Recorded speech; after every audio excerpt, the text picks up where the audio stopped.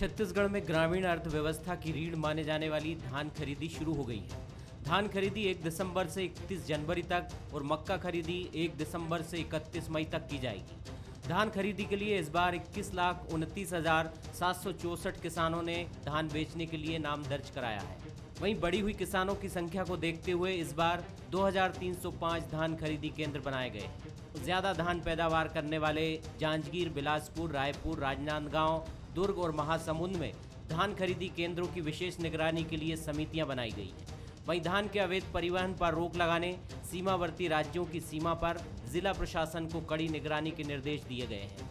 अमरजीत भगत कुम्हारी गांव में पहुंचे थे। उन्होंने विधिवत रूप से यहां पर जो खरीदी की व्यवस्था है उसका जायजा भी लिया और खरीदी की शुरुआत की। तो कोई भी तकलीफ किसान को ना हो, इसलिए कोशिश यही है सरकार की कि सारी व्यवस्थाएं करा दी जाएं।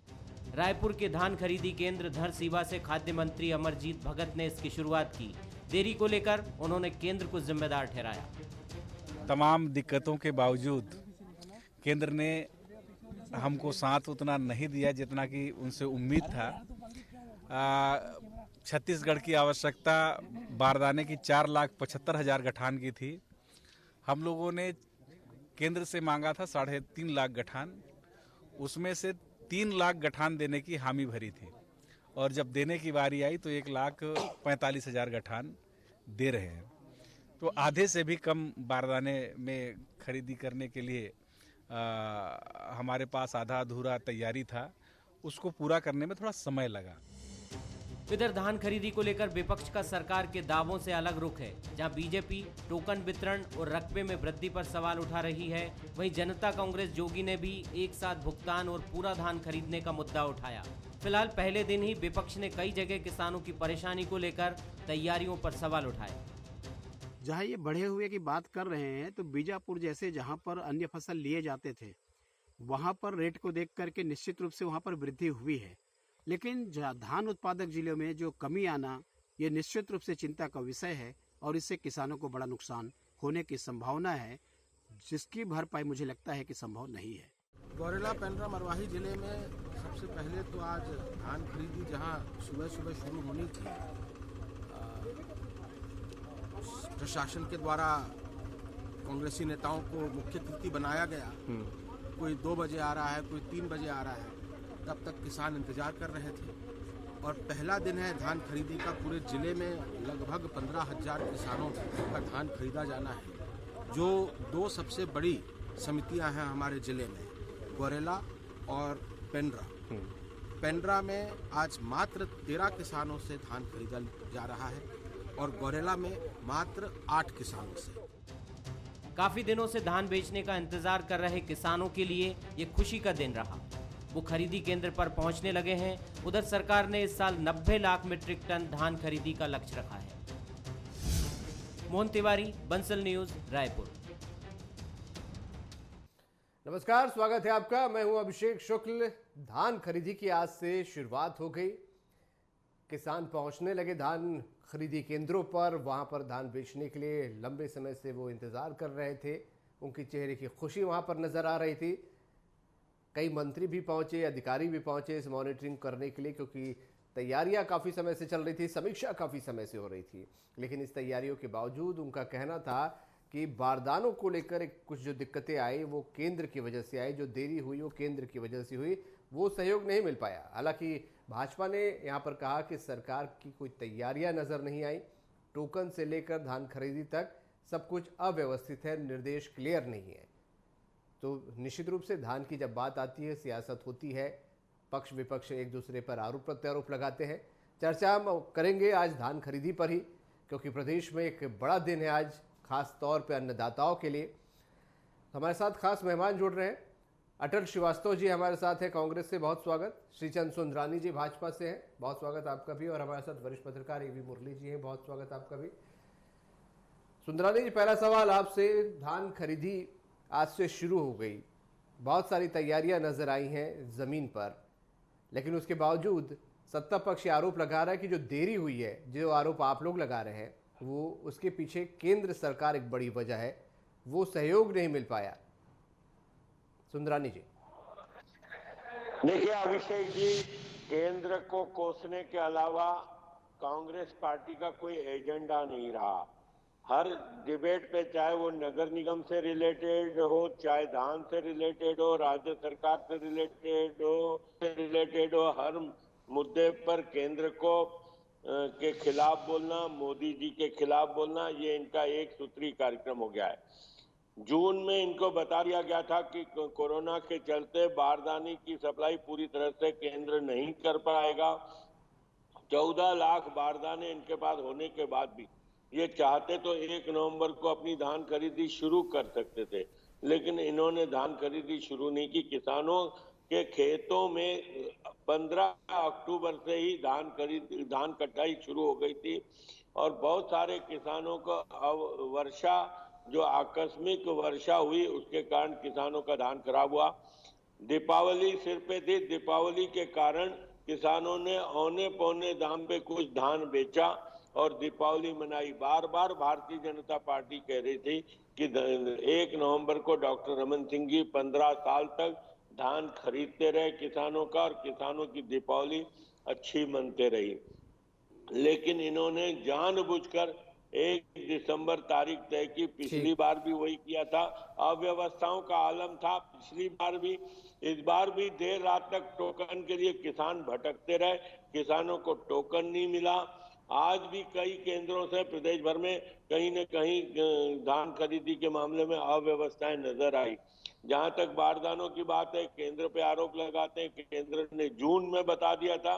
राज्य सरकार इतनी तो सक्षम होनी चाहिए कि वैकल्पिक व्यवस्था कर सके, लेकिन जानबूझ के इन्होंने नहीं की। जबकि छत्तीसगढ़ में ही 2.5 करोड़ केंद्र पर आरोप लगाया और विपक्ष का कहना, आप लोग हर बात पे केंद्र पे आरोप लगाते हैं। बारदानों की बात जहां तक है, जून में आप लोगों तक ये संदेश आ गया था, ये निर्देश आ गया था कि बारदाने कम रहेंगे।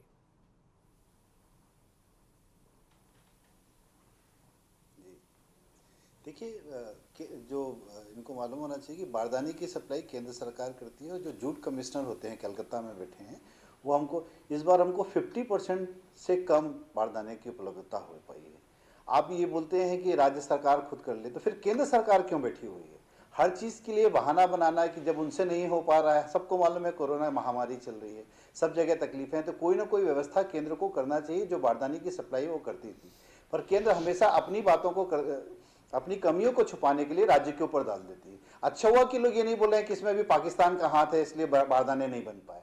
इनको एक बहाना चाहिए होता है किसी भी चीज़ को करने का। आज छत्तीसगढ़ के मुख्यमंत्री भूपेश बघेल जी छत्तीसगढ़ के किसानों के साथ, आज हम लोग करीब 8 से 10 धान केंद्रों पर गए थे। किसानों के मन में एक संतोष है। किसान जानते हैं कि यहाँ के मुख्यमंत्री ने जो वादा किया है वो निभाएंगे। उनकी धान की एक एक दाने धान की खरीदी होगी। तो ये जो एक विश्वास दिखता था हर धान केंद्रों में, वो विश्वास आज किसानों के, अन्नदाताओं के चेहरे पर नजर आता था कि कहीं ना कहीं इस प्रदेश के मुख्यमंत्री भूपेश बघेल जी किसानों के साथ खड़े हैं। जहां तक बात है 1 नवंबर से 1 दिसंबर की, आपको भी मालूम है कि 1 नवंबर को हमारे पास जब बारदाने की कमी हुई, अगर हम धान केंद्रों को खोल देते और किसान वहां लाइन लगा के खड़े होते तो एक अव्यवस्था की बात आती। तो हमारा तो इसमें यही मानना है कि माननीय मुख्यमंत्री जी ने केवल इसलिए किया कि 1 दिसंबर तक जब हमारे पास पूरे बारदाने आ जाएं तब हम किसानों की खरीदी शुरू करें। किसान, आज भी किसान के मन में डर नहीं है कि इनको पैसा नहीं मिलेगा। उनको मालूम है कि 1815 रुपए केंद्र सरकार दे रही है और 650 सुंदरानी जी यहाँ बोल रहे हैं कि जून में बता दिया गया था तहत छत्तीसगढ़ के बारदाने कम रहेंगे। जी दे रहे जून में केवल केंद्र सरकार केवल राज्य सरकार को बताकर अपना पल्ला नहीं झाड़ सकती है। केंद्र की भी उतनी ही जिम्मेदारी है कि उसको हमारे यहाँ से जो धान है उसका चावल चाहिए, उसको 35,000 मैट्रिक टन चावल खरीदती है। तो अब बारदाने नहीं देगी, आप व्यवस्था कर लीजिए। एंड टाइम पे आप बताइए, जून बरसात के महीने के बाद राज्य सरकार ने व्यवस्था की ना, व्यवस्था में समय लगा। 1 महीने का जो समय लिया गया वो इसलिए लिया गया कि केंद्र ने मना कर दिया जून जुलाई में कि हम आपको बारदाने नहीं दे पाएंगे। तो उसकी व्यवस्था करने, उसके ऑर्डर करने, प्लास्टिक के बारदाने बनाने में समय लगता है, ऑर्डर में समय लगता है। अगर हमने समय किसानों की सहूलियत के लिए लिया है तो भारतीय जनता पार्टी के पास केवल आरोप लगाने के लिए है। हम किसान, आप सोचिए कि 2 साल में जो 12 लाख हमारे यहाँ रजिस्टर्ड होते थे किसान, वो 18,38,000 हो गए हैं। हमारा जो किसानी का रकबा है वो 3,28,864 हेक्टेयर बढ़ चुका है। तो किसानों के मन में ये विश्वास पैदा हुआ है कि इस प्रदेश की सरकार हमारे द्वारा उत्पादन की हमको उचित कीमत देगी, इसलिए किसानी की तरफ लोग लौट रहे हैं। ये जो विश्वास पैदा हुआ है किसानों के अंदर कि हमको उचित मिल मिलेगा। आप सोचिए कि 3,28,864 हेक्टेयर अगर खेती की रकबा बढ़ रहा है, मुरली इसका जी, क्या आज मतलब? बड़ा दिन है इसका मतलब है कि छत्तीसगढ़ किसानों के के लिए, किसान खास तौर पे धान खरीदी की शुरुआत आज से हुई है। हालांकि साथ साथ सियासत चल रही है, वो सियासत खैर चलती भी रहती है। भाजपा कहती है कि हर चीज पर केंद्र पर आप आरोप लगा देते हैं, तो वहीं कांग्रेस का कहना है कि केंद्र की भी कुछ जिम्मेदारी है, वो हर बार पल्ला नहीं झाड़ सकती। क्या ये हर मुद्दों की तरह ये धान खरीदी का मुद्दा भी जो इसमें दिक्कतें हैं वो केंद्र और राज्य की जंग के बीच उलझ कर रह जाएगा? अभिषेक जी, यदि धान की बात कहे तो मुझे नहीं लगता कि ये केंद्र और प्रदेश का एक लड़ाई के रूप में देखना चाहिए। यदि बारदाना अगर सरकार ने, केंद्र सरकार ने कहा कि वो सप्लाई नहीं कर सकती, तो शायद केंद्र सरकार को ये भी कहना चाहिए था कि भाई वो सप्लाई नहीं कर सकती तो क्यों नहीं कर सकती, और उसके जो व्यवस्था है स्टेट गवर्नमेंट कहाँ से करेगी। स्टेट गवर्नमेंट को व्यवस्था करने के लिए समय ज़रूर लगता है कोई भी चीज़ का, और बगैर बारदाने का पैडी प्रोक्योरमेंट नहीं किया जा सकता। तो ये बात तो सही है। तो मुझे लगता है कि केवल एक दूसरे पर ब्लेम करने से ये नहीं होगा। किसानों को चाहिए कि भाई वो जिस तरह से अव्यवस्थाएं खरीदी केंद्र में है, वो अव्यवस्थाओं को प्रदेश सरकार दूर करे। किसानों को कोई परेशानी ना हो, वो अपने धान बेचने में, धान ला के प्रोक्योरमेंट सेंटर्स में देने में, टोकन प्राप्त करने के लिए किसी तरह का प्रॉब्लम में ना रहे वो। और सबसे बड़ी बात है कि पेंडेमिक सिचुएशन है इस वक्त, तो इस वक्त ये भी देखना है कि वहाँ पे भीड़ ना लगे और कोरोना का कहर किसानों पर ना टूटे। ये बहुत बड़ी जिम्मेदारी है स्टेट गवर्नमेंट की। तो ये केवल बारदाना की ही बात नहीं है, तो कोविड का जो कहर है वो भी इस समय बड़े जोरों पर है। तो केंद्र सरकार और प्रदेश सरकार दोनों की जिम्मेदारी ये बनती है कि किस अन्नदाता जो है वो सुरक्षित रहे। तो इस पर भी केंद्र सरकार और प्रदेश सरकार को बड़े अच्छे ढंग से देखने की सख्त ज़रूरत है। बिल्कुल, ये बड़ी अहम बात है कि कोविड काल में क्योंकि ये खरीदारी हो रही है और एक बार फिर से बैक हुआ है कोविड, यहाँ पर कोरोना की जो महामारी है वो एक बार फिर से तेज़ी के साथ पैर पसार रही है। सुंदरानी जी, केंद्र की भूमिका की बात यहाँ पर अटल जी ने की कि आप लोग की भी कुछ भूमिका होती है, केंद्र की भी कुछ भूमिका होती है।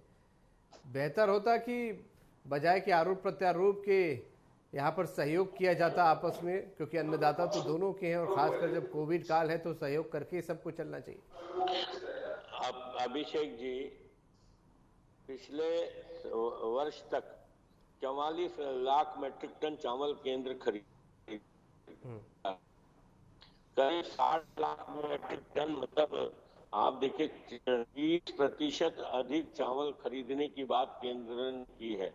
इतना बड़ा सहयोग केंद्र सरकार कर रही है, बल्कि इसका फायदा उठाकर किसानों से 15 क्विंटल के बजाय 20 क्विंटल अगर धान खरीदते तो शायद तो भी इतना चावल इकट्ठा नहीं कर पाते जितना केंद्र को देना है इन्होंने 60 लाख मीट्रिक टन। तो किसानों के अगर ये हमदर्द सरकार होती तो 15 क्विंटल के बजाय 20 क्विंटल धान खरीदती। दूसरी बात, समय पे खरीदती, 1 नवंबर को धान खरीदी शुरू कर देते, 14 लाख। आप तो 10 क्विंटल खरीद रहे थे। और 5 महीने क्या राज्य सरकार को क्या इतना समय लग गया कि दिसंबर में इनको बारदाने नहीं मिलेंगे। कलकत्ता से ये बात इनको मिल गई थी सूचना केंद्र के द्वारा कि हम कोरोना के चलते बारदानों का निर्माण, प्रोडक्शन नहीं कर पाए हैं, इसलिए हम उस पर्याप्त मात्रा में नहीं पाएंगे। तो क्या राज्य सरकार 4-5 महीने में बारदानों की व्यवस्था नहीं कर सकती थी, चाहे वो प्लास्टिक के हो? मैं तो बताते हैं छत्तीसगढ़ में ही 2-2.5 करोड़ बारदाने आज की तारीख में भी उपलब्ध है। अगर नीयत साफ हो तो निश्चित रूप से मेरे ख्याल से खरीदी हो सकती थी। आज जो अव्यवस्था का मंजर देखने को मिल रहा है वो न देखने को मिलता।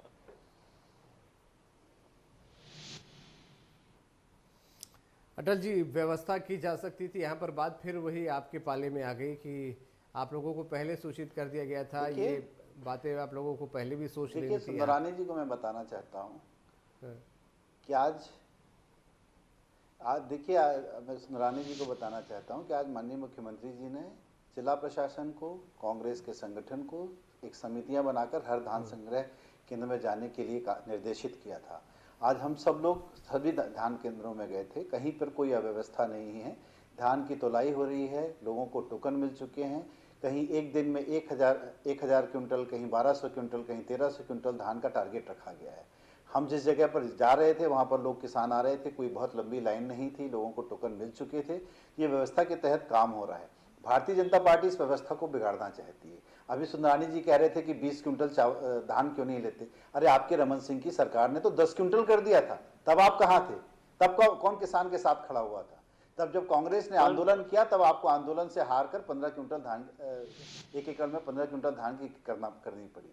जहां तक बात है कि 15 क्विंटल से ऊपर का धान, आप भी जानते हैं कि छत्तीसगढ़ में बहुत से किसान ऐसे हैं जिनके 1 एकड़ में 20 क्विंटल 25 क्विंटल धान होता है। तो जो धान बच जाता है 15 क्विंटल के बाद, उसको किसान अपनी सुविधा अनुसार मार्केट में बेच रहा है। दिवाली आ रही, त्यौहार आ रहा है, जो एक्स्ट्रा धान है जो उनके घर कोठारों में रखा होता है, जो उनके अपने खाने पीने के लिए होता है, उसके अलावा जो धान होता है वो बेचते हैं।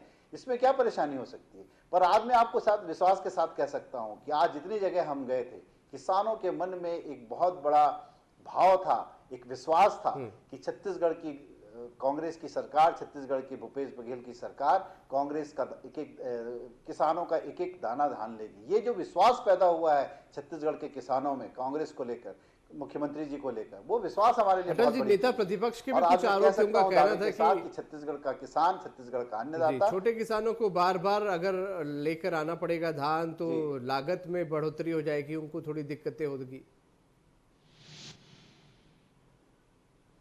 जी नहीं, ऐसा कुछ भी नहीं। जिस किसान ने बताया उसको टोकन दिया जा रहा है, उसके रकबे की रिकॉर्ड हमारे पास ऑलरेडी है कि उस किसान ने, उसके पास अगर 20 एकड़ जमीन है तो उसने 15 एकड़ में धान लगाया, 2 एकड़ में सब्जी लगाई। तो ये सब रिकॉर्ड हमारे पास है। इसलिए कहीं पर कोई भी दुराभाव की स्थितियां नहीं है। जहां पर छोटी मोटी चीजें, इतने बड़े रकबे में अगर छोटी सी चीजें होंगी तो उसे सॉर्ट आउट कर लिया जाएगा। पूरा प्रशासन सचेत है। प्रशासन ये जानता है कि मुख्यमंत्री जी किसानों को लेकर कितने संवेदनशील हैं। इसलिए मुझे पूरा विश्वास है कि किसान अपने पूरे विश्वास के साथ, आज हमने ये भी कहा लोगों को जाकर कि आप ये मत सोचिए कि ये जो धान खरीदी है वो 15 दिन में, 1 महीने में बंद हो जाएगा। जब तक किसानों के पास धान होगा तब तक धान की खरीदी की जाएगी। और किसानों को ये विश्वास है कि ये जो सरकार जो कहती है वो करती है। हमने 2500 रुपये, पूरे देश में कहीं धान की कीमत नहीं है, पर छत्तीसगढ़ के मुख्यमंत्री जी ने, भूपेश बघेल जी ने धान की कीमत पूरे देश में 2500 रुपये क्विंटल दी है। 9,000 करोड़ का कर्जा माफ किया, 244 करोड़ का सिंचाई कर माफ किया। किसके लिए? क्या? अन्नदाताओं, किसानों का सरकार कांग्रेस को मिल रहा है, कांग्रेस का दावा है। और चुनावों में ये नजर भी आया। फिर आप कैसे कहते हैं किसान नाराज हैं या असंतुष्ट है? किसान नाराज है, किसान असंतुष्ट है, ये निश्चित रूप से हम दावे के साथ कह रहे हैं। हमारे यहाँ भी किसान आते हैं, बात करते हैं। हमारे भारतीय जनता पार्टी के नेता भी लगातार गांव का भ्रमण कर रहे हैं, किसानों से मिल रहे हैं। और किसानों की जो दुर्दशा इस सरकार ने की है, निश्चित रूप से आने वाले समय में सारा दिखने लगेगा। आज अगर के लिए किसान को भटकना पड़ा हो, हमने तो कभी सुना भी नहीं था डॉक्टर रमन सिंह जी के शासन में कि किसानों को टोकन के लिए भटकना पड़े, धान बेचे। और ये भुगतान की बात करते हैं, अभी भी पिछले साल का खरीदा हुआ धान, उसकी एक किस्त बकाया है किसानों को। वही मिल गई होती तो औने पौने दाम पे धान नहीं बेचना पड़ता किसानों को। दीपावली तो अच्छी बन जाती किसान की। अरे जीएसटी का पैसा दे दीजिए आप। केंद्र सरकार क्या कर रही है राज्य सरकार? बोल रहे बार हमारी कोयले की रॉयल्टी नहीं दे रही है, जीएसटी का पैसा नहीं दे रही है। इस तरीके का जो केंद्र और राज्य सरकार के बीच जो संविधान में कानून बनाए गए हैं उसका पालन केंद्र सरकार नहीं कर रही है। छल कर रही है राज्य सरकारों के साथ, जहां कांग्रेस की सरकार। आदरणीय अटल श्रीवास्तव जी, क्या केंद्र आपका पैसा जीएसटी का रख लेगा अपने पास? कोई भी संघीय ढांचे में ऐसी व्यवस्था होती है क्या? कहीं न कहीं कोरोना का एक संकट था, जिसके चलते थोड़ा बहुत केंद्र की क्या जिम्मेदारी बनती है? कोयले की रॉयल्टी का पैसा नहीं दे रही, जीएसटी का इतनी बड़ी बड़ी कोल कंपनी है, सीएसआर का पैसा आपने हमारा ले लिया है। हम कहाँ जाएंगे? दिल्ली में कब मिलेगा? हमको अभी चाहिए, किसानों को देने के लिए चाहिए। हमको पैसा अभी चाहिए किसानों को देने के लिए, क्यों नहीं दे रही है केंद्र सरकार? क्यों हमारे जीएसटी का पैसा रोक के रखी है? आप कानून बनाते हैं, कानून का उल्लंघन खुद करते हैं। आरोप नहीं लगा रहे, ये सच्चाई है। जी थोड़ा देखिए, पता कीजिए कि कितना जीएसटी का पैसा है। आप तो व्यापारी हैं, व्यापार करते हैं, आपको मालूम है कितना जीएसटी आ रहा है। मुरली जी में काम चल रहा है, राज्य सरकार की कोई उपलब्धि नहीं। जितने विकास के काम हो रहे हैं केंद्र सरकार के पैसे से चल रहे हैं, चाहे वो स्मार्ट सिटी का पैसा आ रहा हो, चाहे अमृत मिशन का पैसा आ रहा हो, उसी से तो काम चल रहा है छत्तीसगढ़ में। अरे आप शहर की बात कर रहे हैं, मैं गांव की बात कर रहा हूं, मैं किसान की बात कर रहा हूं, मैं अन्नदाता की बात कर रहा हूं, मैं गांव में रहने वाले लोगों की बात कर रहा हूं। आप तो स्मार्ट सिटी का एक प्रोजेक्ट कौन सा इन 7 सालों में कौन सी स्मार्ट सिटी बन गई आप बताइए। बार बार ये जिक्र यहाँ पर छत्तीसगढ़ का एक जीएसटी को सिटी का लेकर नाम भी आता बताइए है जिसको कि स्मार्ट जीएसटी सिटी के का पैसे दर्जा नहीं मिला मिले, और इसलिए स्मार्ट राज्य सिटी में सरकार के कन्वर्ट पास हो भी गया। पैसे नहीं है। क्या वाकई में वो अंडरस्टैंडिंग यहाँ पर अभी तक नहीं दिख पा रही है? जीएसटी का पैसा अगर मिल जाता तो राज्य सरकार को वाकई कुछ बड़ी हेल्प हो जाती। मुरली जी, जीएसटी का जो पैसा है, जीएसटी का काफी सुंदरानी जी, मैं एक टिप्पणी मुरली जी से ले लेता हूँ। मुरली जी, जीएसटी का पैसा अभी काफी बचा हुआ है जी। लेकिन मैंने देखा अटल जी और सुंदरानी जी कह रहे थे कि भाई ये केंद्र का पैसा है, ये प्रदेश का पैसा है। पैसा ना केंद्र का है ना प्रदेश का है, ये जनता का पैसा है। तो जनता का पैसा का सदुपयोग होना चाहिए। यदि स्टेट गवर्नमेंट के पास बजट की कमी है, अगर उनको जीएसटी का पैसा मिलना है, वो प्रदेश सेंट्रल गवर्नमेंट को चाहिए कि वक्त पर वो पैसा स्टेट गवर्नमेंट को दे। इसलिए देना चाहिए क्योंकि यहाँ पे कई सारे काम हुए हैं, डेवलपमेंट वर्क्स बजट के अभाव में रुका हुआ है, किसानों का पेमेंट है और भी कई तरह का पेमेंट है। हम ओडी पे ओडी लिए जा रहा है। ये हमारा स्टेट का जो फाइनेंशियल स्टेटस है, फिस्कल डेफिसिट बढ़ा रहा है, फाइनेंशियल स्टेटस कोलैप्स कर जाएगी अगर ऐसे ही रहा तो स्थिति। तो जो पैसा बनता है स्टेट सेंट्रल गवर्नमेंट से, जो स्टेट को बनता है, वो समय पर उसकी आपूर्ति होनी चाहिए। ये मैं भी मानता हूं। और स्टेट गवर्नमेंट को भी चाहिए कि भाई वो अपना फिजिकल डिसिप्लिन को पूरी तरह से मेंटेन रखे। यदि फिजिकल डिसिप्लिन को मेंटेन नहीं रखेंगे तो वो भी दिक्कत हो जाएगी। तो एक दूसरे पर ब्लेम करने के बजाय जो फिजिकल मैनेजमेंट है, अगर दोनों सेंट्रल हो या स्टेट गवर्नमेंट हो, अगर बहुत अच्छे ढंग से उसको मैनेज करें, प्रदेश की जनता को दिक्कत नहीं होगी। मैं सरकार की बात नहीं कर रहा हूं, जनता को दिक्कत नहीं होनी चाहिए। उस तरह से फिजिकल डिसिप्लिन और फिजिकल मैनेजमेंट होनी चाहिए, सेंट्रल हो या स्टेट हो। बिल्कुल, बहुत शुक्रिया आप सभी का इस चर्चा में शामिल होने के लिए। धान खरीदी आज से शुरू हुई है, साथ साथ सियासत भी शुरू हो गई है। बहुत सारी कमियां विपक्ष ने यहाँ पर गिनाए, हालांकि विपक्ष का धर्म है कमियां बताना सरकार को, और सरकार उन कमियों को दूर करे अगर ज़मीनी स्तर पर कुछ दिक्कतें हो रही है। जैसा कि मुरली जी कह रहे हैं कि सरकार को दिक्कत नहीं होती, दिक्कत जनता को होती है, इसीलिए सहूलियत भी जनता को मिलनी चाहिए, जनता को दिक्कत नहीं होनी चाहिए। ये प्राथमिकताएं सरकारों की यहाँ पर होनी चाहिए। आज का मुद्दा में इतना ही। नमस्कार।